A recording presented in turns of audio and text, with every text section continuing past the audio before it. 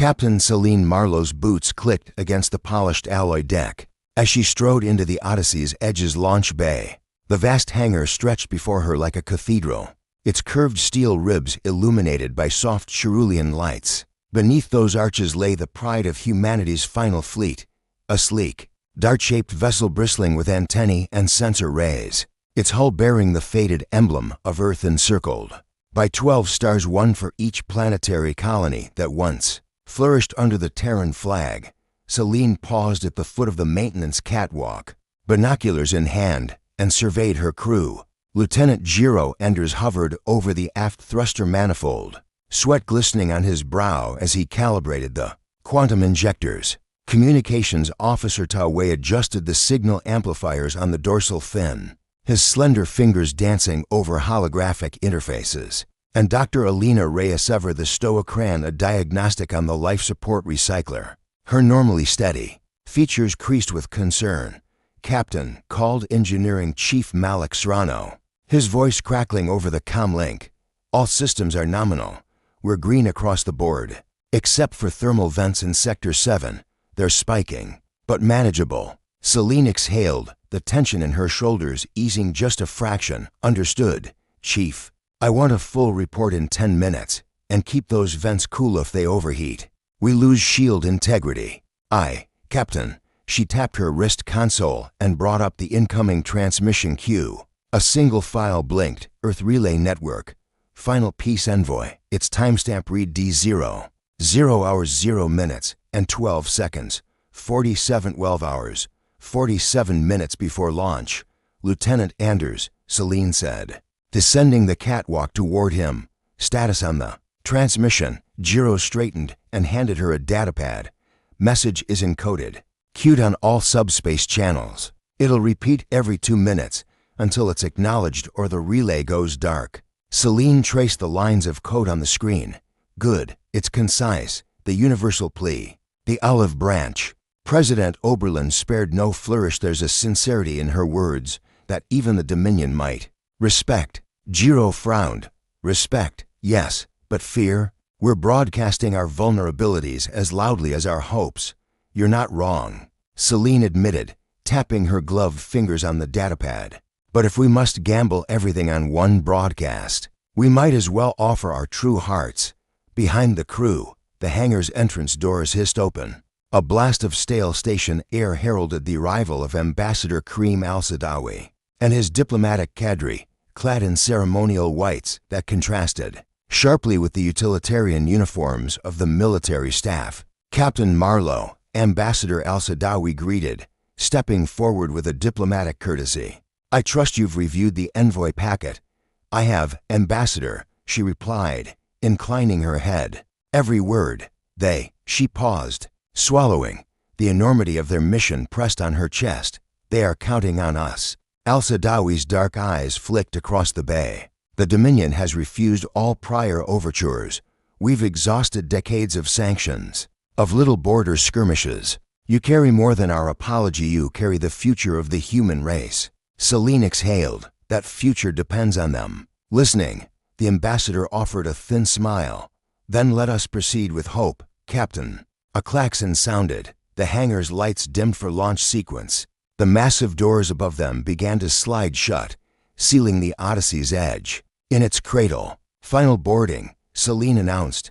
"Bridge crews, report, one by one." The officers acknowledged. Helm Station Lieutenant Sato, Tactical Commander Hayes, Science Wing Dr. Karamova. Only half the crew would sail, the rest would remain behind, tending to wounded ships and preparing for Earth's imminent assault. Celine felt the weight of every trust placed upon her.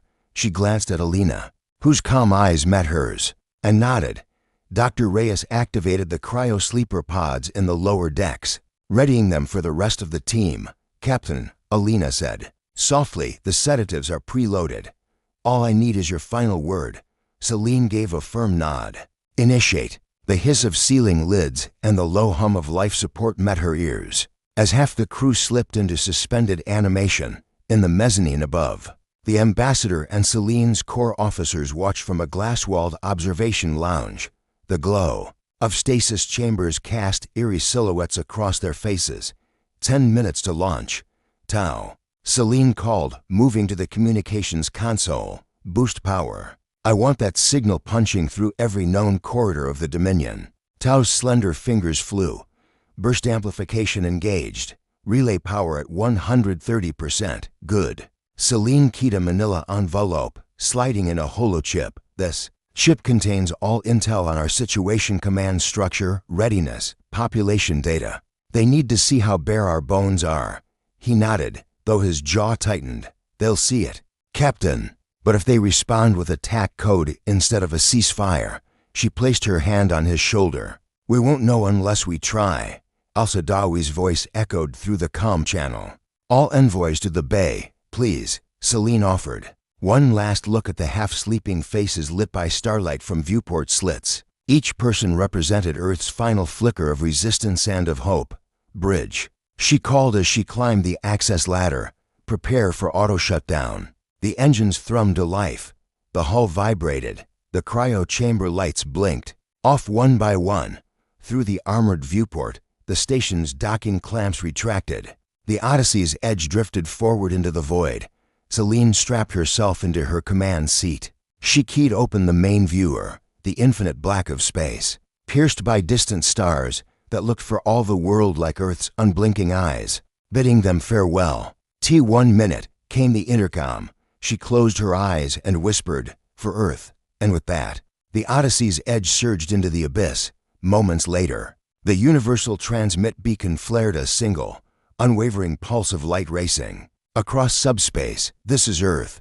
We come in peace. If this is how you answer peace, they wanted a war. Silence swallowed the words. And for the first time, Captain Celine Marlowe heard the truth of cosmic stillness, an echo that might carry hope or herald doom. The Odyssey's edge drifted through the void like a wounded leviathan, its once pristine hull pocked with plasma scars. Inside, the hum of life support felt louder than ever, a constant reminder that every breath drawn here was borrowed time. In the dim red glow of the auxiliary mess hall, Captain Celine Marlowe and her remaining crew gathered around a circular table scarred by decades of use. The air tasted of recycled warmth, tinged with antiseptic from the sick bays below. Dr. Alina Reyes tapped her tricorder with a weary finger. The soft chirp of its readouts echoed. With current oxygen reserves at 28% and projected consumption rates, we have approximately 54 days before levels drop to critical. She looked up, her calm fade faltering. That assumes perfect conditions, zero leaks, no extra exertion. Lieutenant Giro Enders, sleeves rolled to reveal inked service stripes, traced a finger along the table's rim. We've taken damage to 2 of our emergency tanks. Chief Serrano says repairs will take at least 5 days, and that's if we don't encounter more surprises out there. Alina closed her eyes. So 49 days, maybe 40 if things go south. Silence settled. Tawe, perched on a mess stool, drew patterns on the metal floor. We can't linger in this sector. The Xander patrol routes are unpredictable. They'll search every signal source for survivors. Celine folded her hands on the table's cool surface, which brings us to Proxima Sigma 4. She tapped the holo display at the table's center, igniting a 3-dimensional star map. A cold, red glow marked Proxima Sigma's location 12 light-years from the shattered remains of Luna. Outpost. It's a long shot for habitable refuge, and it's been inactive for centuries, but its Class M atmosphere is intact, and remote scans detected a dormant energy core. Giro leaned forward, eyes narrowed. You mean the planetary nexus? The same technology that once networked the entire civilization cities, drones, even their AI constructs. If that core still has reserves, it could reboot a fraction of their systems, enough to provide life support or at least temporary shelter. Reyes uncorked a nutrient gel tube and took a bite.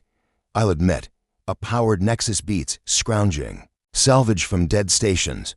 But if we reactivate it, there's no telling what else will wake up. Tau looked up, unsettling images flashing behind his gaze. The Dominion will detect that pulse. They'll zero in on any power signature, and we'll have 12 to 24 hours before the Armada arrives. Celine's jaw tightened. If they attack the Nexus, we lose our only hope. And if we don't, We lose our people to vacuum and dwindling rations. She swept her gaze across the crew, finding determination in each. Choice is simple.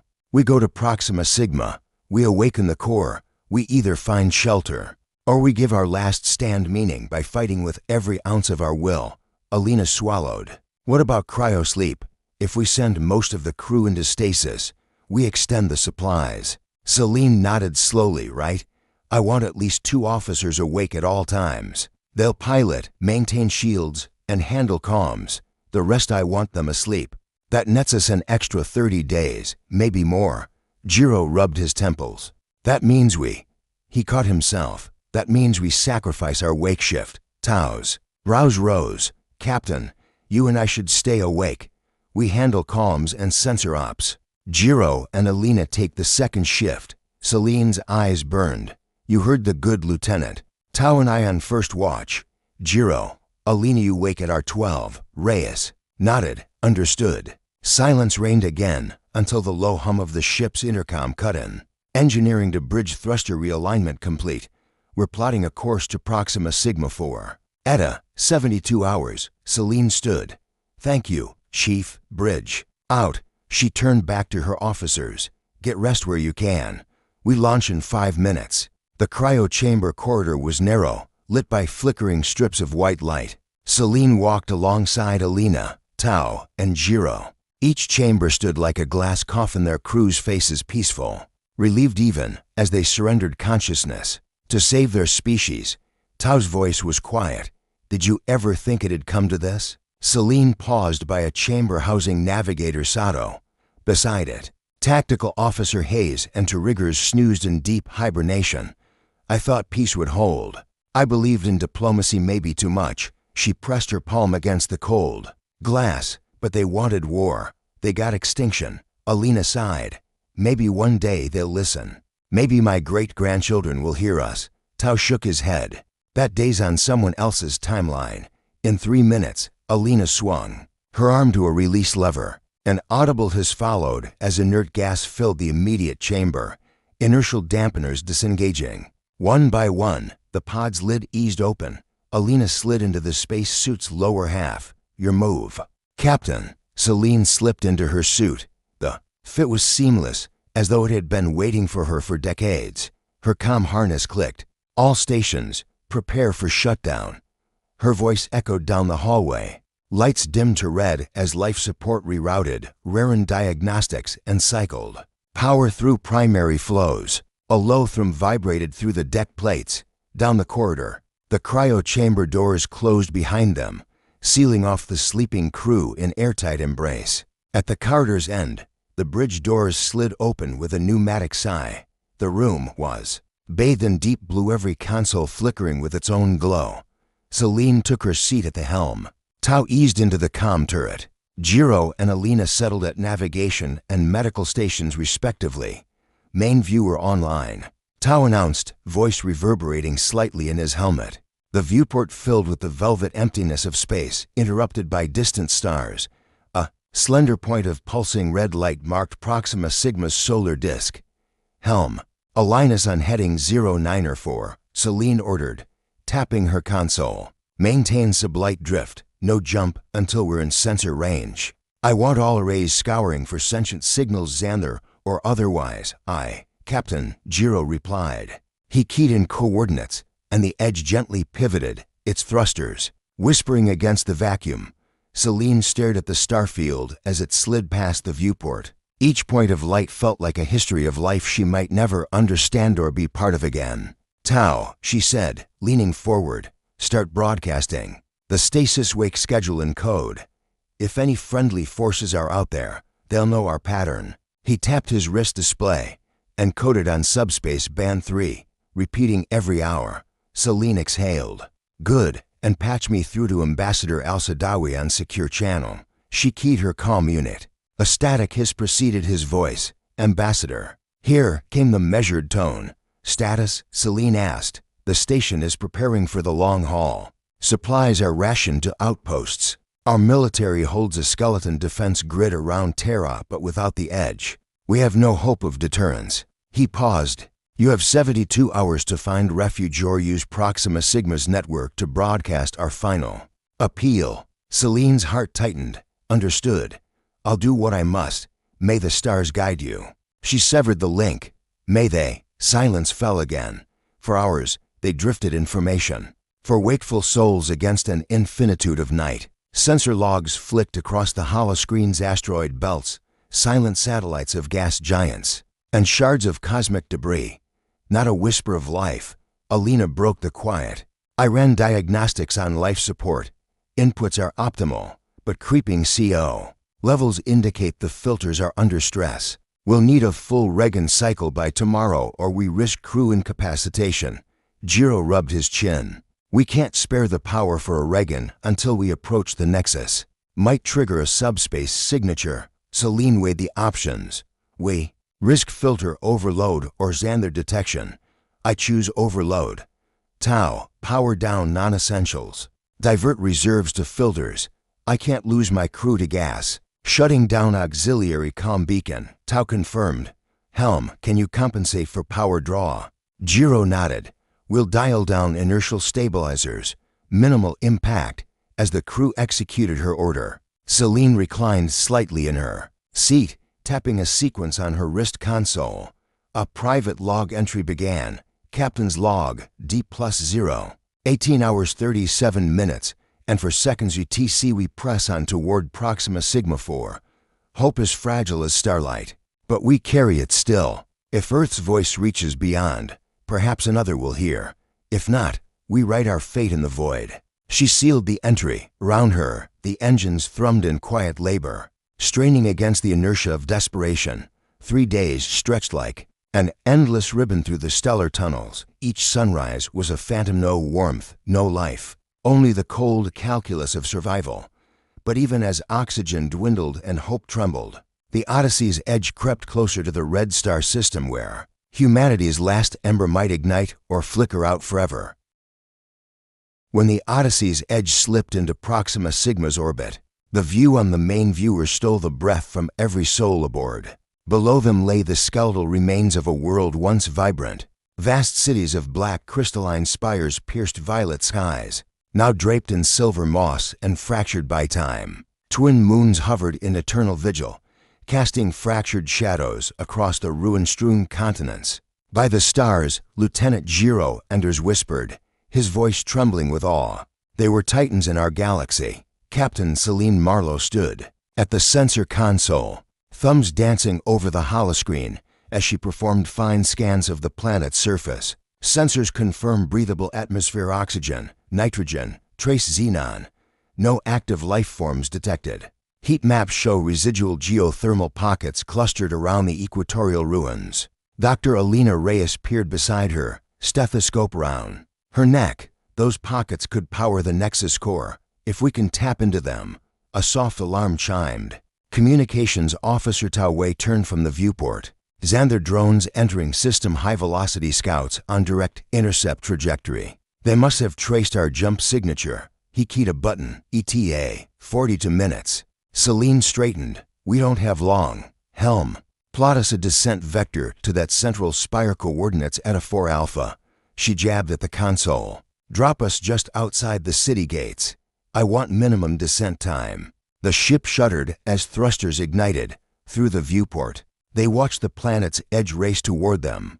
Jagged stone ramparts, half-buried statues of winged figures, archways carved with languages neither human nor XANTHR. In the drop bay, the EVA pods hummed. Snug against the bulkhead, Celine gathered her 4-person team herself, Jiro, Tao, and Alina, each suited in the ship's light surface armor equipped with Geiger sensors, magnetic boots, and handheld plasma cutters. Remember, Celine said, voice steady despite her pounding heart, we need to find the Nexus control lattice.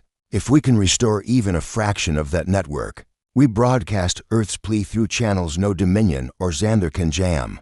Jiro tapped his helmet HUD. Maps indicate the Nexus enters through a subterranean vault beneath the central spire. Scans pick up faint energy signatures down there.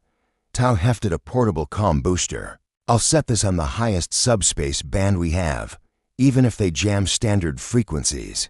The Nexus may punch us through. Alina checked her medical. Hack, I'm detecting low-level radiation natural decay from the core's crystals. It's within safe limits, but extended exposure could fry our neural implants. We'll need to move fast, with practiced precision. The pods detached and dropped through the atmosphere. Turbulence rattled the small cabins, but the magnetic hull braces held.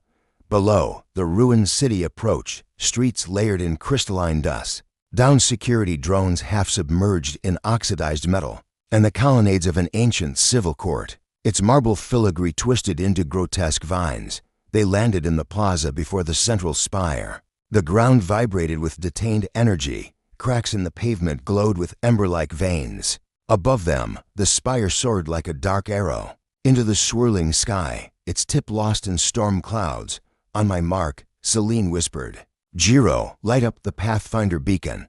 He pulled a small sphere from his belt and tossed it forward. It burst into pale blue luminescence, revealing a path of shattered steps leading to a massive ovoid entrance.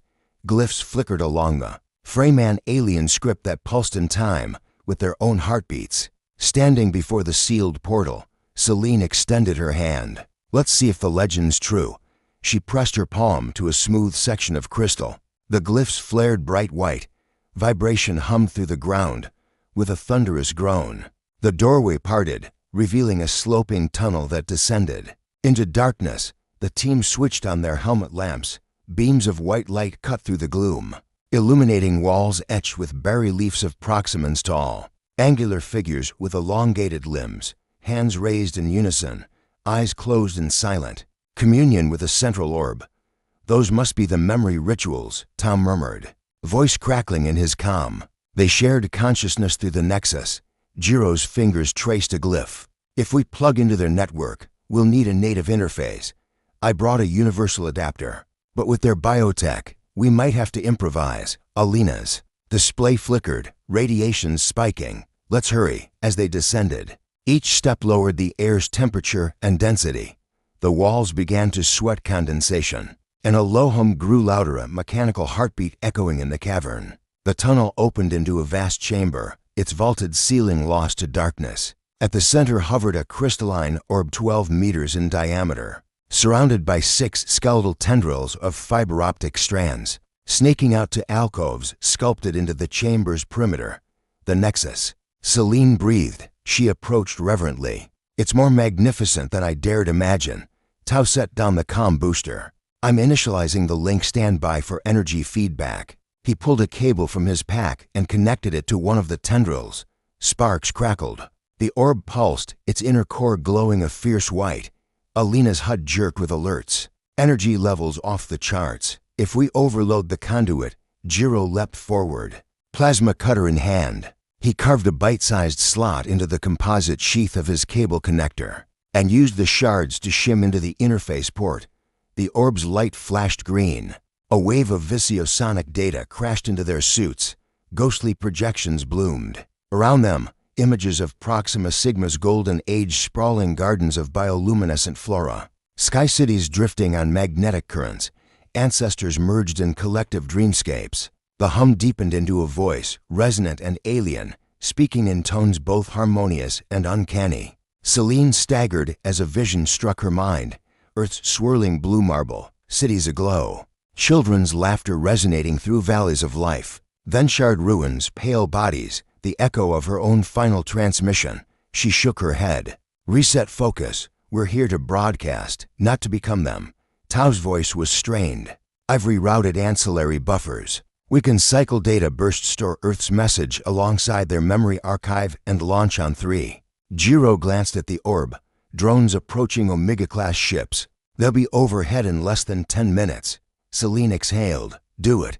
At her command. Tao hit the activation switch. The orb flared white, then split into concentric rings of light that whirled outward through the conduits. A shockwave rippled through the chamber, and an explosion of crystalline energy erupted above the spire, blasting through the storm clouds. On the surface, they heard the distant roar of engines as the Xanther cruisers broke atmosphere. Sirens cried out, echoing through the Nexus chamber like ancestral wails. We've got 30 seconds before we fry, Alina warned, sweat beading on her brow. Celine backed away from the orb. Time dilation protocols engage. She tapped her wrist. The orb's light contracted into a singular point. In that squeezed moment, a subspace beacon transmitted a codified hologram, Earth's plea of peace, overlaid with Proxima Sigma's collective memories of unity, loss, and hope. A silent heartbeat later, the orb extinguished, and the tendrils went dark. The chamber trembled. Cracks raced along the walls. "Fall back," Celine yelled. They sprinted for the tunnel as the spire's foundations began to crumble. Massive chunks of crystalline architecture collapsed, sending showers of dust and debris behind them. They burst into the open plaza just as the first shockwave shattered the air. The ground convulsed and rose in a rolling wave, then settled into silence broken only by the distant thunder of collapsing ruins. High above, the Xanther cruisers hung in orbit, their weapons arrays idling. No energy beams lashed out. Instead, their hulls shimmered with the same translucent glyphs that lined the spire's entrance. A universal message of remembrance. Celine dropped to one knee. Breathing hard, she looked up at her team faces smudged with dust, eyes alive with exhilaration and exhaustion. "We did it," Tao whispered, voice choked. Celine rose and offered them a weary smile. "Now we wait to see if legacy and memory can answer war with something stronger than weapons." Behind them, the remnants of giants lay poised between extinction and awakening, and humanity's last hope hung in the balance of a message carried on alien winds. The Odyssey's edge rocked violently as its emergency thrusters tried to counteract the planetary tremors. Crystalline dust rained through the shattered drop bay doors, and overhead, the spire of Proxima Sigma groaned once more before collapsing into a shower of glittering shards. Alarms blared, drowning out Celine's quick orders. "Station's damage reports," she shouted into her helmet mic, fists clenched on the console grips. "Hull breach on Deck 3 Minor," Jiro's comm voice crackled. "Reinforcements en route. Communications array is fried," Taowei answered from the turret. "I've rerouted power to backups, but we're functionally offline for at least 20 minutes. Dr. Alina Reyes was already flipping switches at the medical station. Radiation levels spiked during the overload. I'm administering chelators to affected crew, but structural integrity is holding." Celine exhaled, heart thundering. "All right, we pulled the plug before the Nexus core discharged into a singularity. We owe this one to quick thinking." She tapped the comm panel. "Tao, can you at least ping the relay beacon?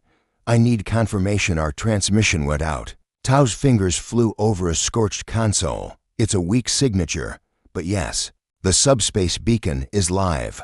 I see a faint echo. It's being mirrored across Proxima Sigma's old network nodes." A relieved exhale swept over the bridge. Silently, they watched the dusty viewports as the red storm clouds above the planet receded, revealing the vast plains of shattered cityscape.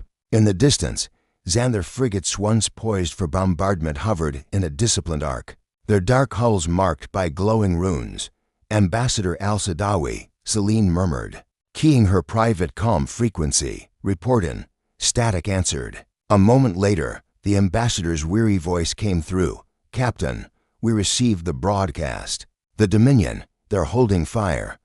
High Command is convening emergency sessions. They're saying it's like watching a ghost of war and peace entwined." His voice cracked. "They are uncertain. They said they've never felt a battle cry so personal." Celine felt her chest loosen. "That's our opening. If they hesitate, we press for dialogue immediately. I want them to see we did not come for conquest." A pause. "Understood," Al-Sadawi replied. "They'll reach out when ready." The line went dead, but hope lingered like a fragile spark.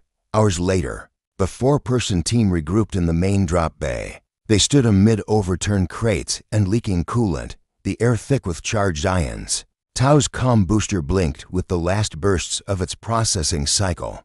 Jiro's armor bore scorched marks.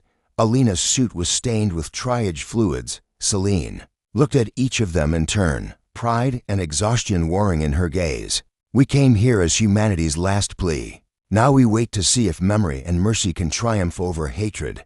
Jiro exhaled, hefting a data module. "I've downloaded everything we can from the Nexus, historical archives, cultural records. Even genetic blueprints, if the Xandar choose to destroy this world. At least seeds of Proxima Sigma's legacy will survive with us. Alina stepped forward. And we have medical data a chance to reverse those radiation biomarkers before we resume station duties. Tao plugged his booster into a terminal. I'll keep our beacon running silent pulses. If any allied or neutral party picks it up, they'll know exactly where we are. They boarded the Odyssey's edge as the planet beneath them slowly quieted. In the ship's aft bay, the sleeping crew stirred, life support stabilizing their emergence from stasis. One by one, the unlocked pods hissed open, and groggy eyes met Celine's steady features. "Welcome back," she said softly. "You missed quite a show." Nervous laughter rippled through the chamber. For a brief moment, the crew dared to smile. Celine watched Proxima Sigma's violet horizon through the Edge's main viewer. The Xandar cruisers still orbited nearby, inert witnesses to the aftermath. In the calm logs, tentative responses from Dominion envoys fluttered like hesitant birds. She keyed her command console. Helm set a holding pattern 10,000 kilometers. Up, no aggressive maneuvers. Aye, Captain. The ship repositioned. Thrusters hissing with practiced grace. Al-Sadawi's message pinged again. They request a parley. No ships, no weapons, just diplomats and observers. Celine exchanged a glance with her senior officers. We'll meet them on neutral ground, the remnants of the old calm relay station in orbit. It's stripped down, no armaments, minimal defenses, just a wide platform suspended in space. She turned to her crew. Prepare the envoy shuttle. Everyone else, arm yourselves only with tools, not weapons. This is no trap. It's our final and perhaps only chance at peace. 2 hours later, Celine stood aboard the skeletal relay station. Its rings of driftwood metal barely held aloft by ancient gravitic nodes. The Xandar delegation arrived in silence. Their sleek vessels docked at the opposite bay, tendrils of energy dancing along their airlocks. Through the transparent floor, the black hemisphere of Proxima Sigma gleamed below, a canvas of possibility and ruin. When the doors opened, Celine stepped forward. Across the triangular chamber, an imposing Xandar commander glided toward her. Tall, bone-framed, eyes iridescent with ages of grief, Celine offered a steady bow. "I am Captain Celine Marlowe of the Odyssey's Edge, envoy of an extinct world," she began, voice echoing. "We have nowhere else to go, and yet we come bearing the memories of not just Earth, but Proxima Sigma, of the cost of conflict and the promise of unity." The Xandar's mandibles clicked in what passed for a sigh. He unfurled a shimmering field of glyphs in midair, each symbol a fragment of shared history. Celine recognized them from the Nexus vision. They spoke of war's folly, of broken alliances, of civilizations that reached beyond fear to rebuild from ash. He extended a slender appendage. In his melodic resonance, he spoke in perfect common. "Your transmission awakened more than memories. It awakened conscience. We will cease hostilities and negotiate terms of coexistence." Behind him, his delegation lowered their energy shields. Celine felt a delicate tremor of relief. She placed her gloved hand in his, sealing a promise older than any treaty. Back on the Odyssey's edge, the crew gathered in the observation lounge. Through the panoramic windows, Xandar and Dominion vessels now orbited peacefully on Armada, united in ceasefire. The violet storms of Proxima Sigma no longer raged. Instead, soft auroras lit the sky, as though the planet itself was breathing a sigh of relief. Alina raised a cup of synthesized tea. "To new beginnings," she toasted, voice thick. Jiro nodded, eyes bright. "To those we lost and those we've saved." Tao grinned, tapping his calm booster. To the echo that answered Extinction with empathy. Celine stood at the center, gaze centered on the distant world. "To peace," she said quietly. "May we carry its memory onward so no other civilization must ever choose between speaking peace and facing annihilation." Behind her, Earth's holo history and Proxima Sigma's archives played in silent tribute, and as the Odyssey's Edge set course for the fledgling coalition's core worlds, the last transmission from Earth became the first word in a new era, one written not in war, but in the fragile hope that, even at the brink of extinction, peace can speak louder than any weapon.